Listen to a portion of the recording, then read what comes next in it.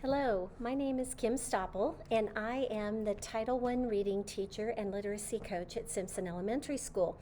Today, I just wanted to briefly talk to you a little bit about reading aloud to your child at home and what are some ways that you can make the most of this time, and how does it fit into the reading curriculum then? How can you transfer those skills from home to school? So doing a read aloud with your child, first and foremost, is building their language skills. So anytime you can read any kind of book with your child, you are giving them a gift and helping to support their reading skills. But what I want to point out today is that there are two different types of text that we teach the children about. And first of all, there is the narrative, or the fiction type, as we used to call it. And in the narrative type of story, such as Arthur's teacher moving in, we're talking about things that may or may not happen. Most of the time the illustrations are cartoon.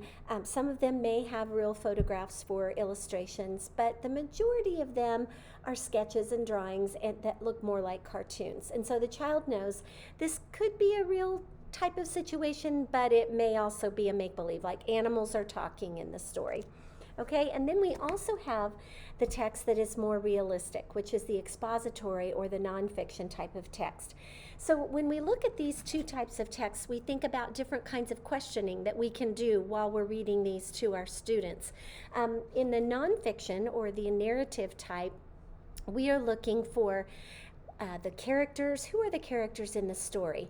What is the setting? Where are they? Are they inside? Are they outside? Are they in a forest? Are they at the ocean?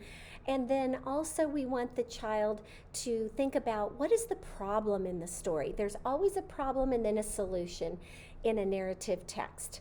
So those are the types of questions that you can go through and ask your student.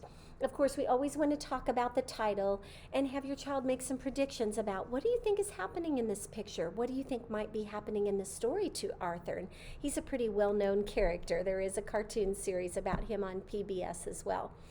But asking those questions, who are the characters in the story? What are they doing? Where are they? And what's their problem? And then at the very end, how do you think they solved that problem?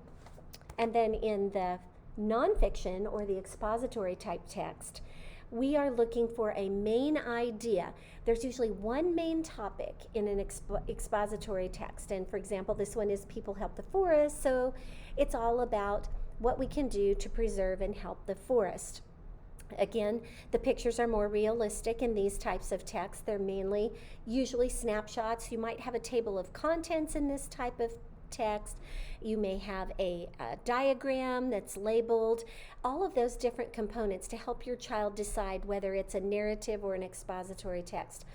Also, when you're questioning your child, we have the main idea, and then we want to know what kind of details the author has written in there to support their main idea. So when we go through this story, we're looking for ways that the author is telling us how we can help the forest, and helping your child either mentally list them, or if they're capable, having them write down a list of the details that go along with this story.